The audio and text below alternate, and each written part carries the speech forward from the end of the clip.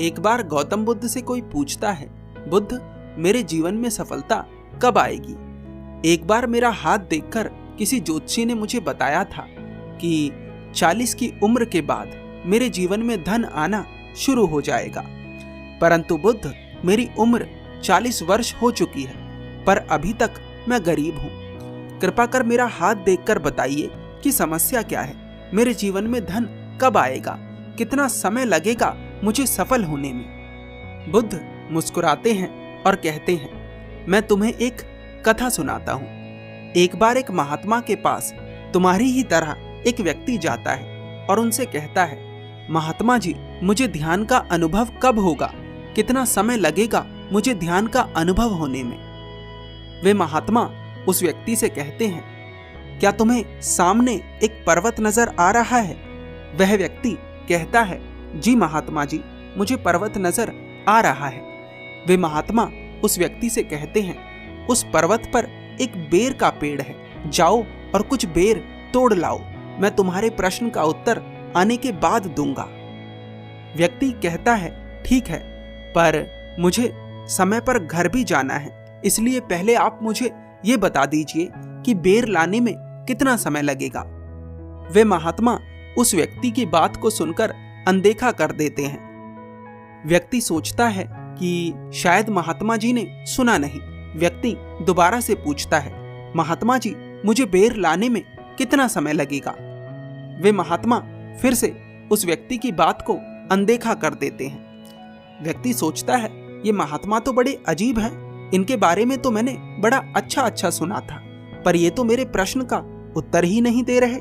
व्यक्ति और जोर से पूछता है, महात्मा जी, कितना समय लगेगा बेर लाने में? वे महात्मा फिर से उस व्यक्ति की बात को नजरअंदाज कर देते हैं। व्यक्ति को बड़ा क्रोध आता है और वह चिल्लाकर पूछता है, महात्मा जी, कितना समय लगेगा बेर लाने में? वे महात्मा फिर से उस व्यक्ति की बात को अनदेखा कर देते हैं। व्यक्ति क्रोध में भरकर उस पर्वत की ओर चल पड़ता है, मन में ये सोचते हुए कि एक बार मुझे मेरे प्रश्न का उत्तर मिल जाए, उसके बाद मैं इस महात्मा के पास दोबारा भटकूंगा भी नहीं। जब वह व्यक्ति 10-20 कदम आगे चला जाता है, तब वे महात्मा पीछे से आवाज लगाकर कहते हैं, 2 घंटे लगेंगे जाके आने में। व्यक्ति उन महात्मा की बात को सुनकर बड़ा आश्चर्यचकित होता है और लौटकर उन महात्मा के पास जाता है और पूछता है, महात्मा जी, एक बात बताइए,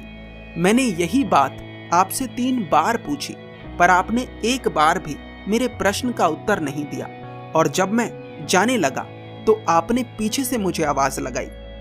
क्या आपको नहीं पता पीछे से आवाज लगाना अपशगुन होता है?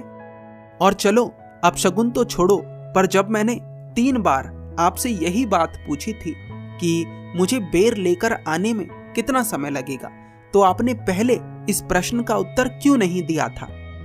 वे महात्मा कहते हैं, जब मैंने तुम्हें चलते हुए ही नहीं देखा था, जब मैंने तुम्हारे चलने की गति ही नहीं देखी थी, तो मैं तुम्हें कैसे बता सकता था कि तुम्हें जाकर आने में कितना समय लगेगा?